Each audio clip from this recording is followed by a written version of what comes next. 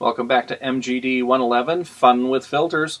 This time we're going to take a look at the distortion filters. So if we have our picture open, let's go to Distort. There's quite a few in here. You'll be able to figure out what most of these do on their own. Let's take a look at, for example, the shear.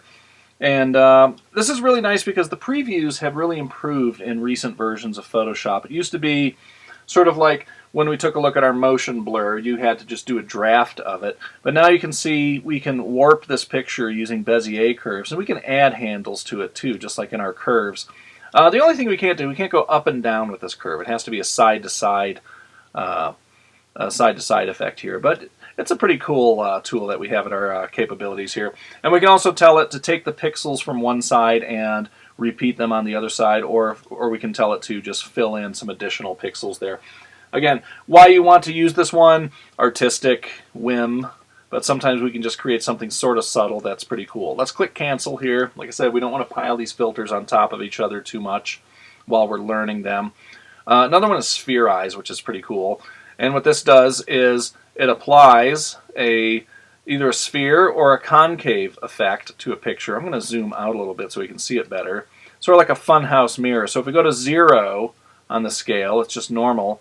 If we increase it, it makes this sphere, as you can see, it sort of bulges it out, or it goes concave. The only problem with this filter is you can see, if you look closely at it, it just kind of makes an oval at the edges of your picture, and anything outside that oval doesn't really get affected. So this is one you want to try to use in a roundish area of a picture. If you wanted to make her eye look big, you might want to select around that eye and apply it there. Let's go to Filter, Distort, Twirl. This one's a lot of fun. As you can see, again, I'm just going to zoom out a little bit here. This just allows us to take a point in the picture and just keep spinning and spinning and spinning it until it looks like some sort of tasty ice cream treat or something. Again, this is just sort of a neat effect here. It's not really a corrective filter so much as an artistic one. And again, the downside of this particular one, unlike, say, our motion filters, we can't move this and apply that filter to a specific spot in the picture. But again, you can see kind of the coolness of what we can do there. There's a whole bunch of other filters under the Distort, the Distort filter here. Let's go to Zigzag. And again, this one's kind of interesting. It just sort of creates these weird waves and ridges throughout your picture. Again, let's zoom out here, and we can apply different directions of which way it zigzags the picture, and we can tell it to do pond ripples is what we're calling it here, so it looks like somebody has thrown a stone through the middle of the picture, or move it out from the center. And again, it's kind of hard to see if we're there we go, zoom in a little bit, or around the center.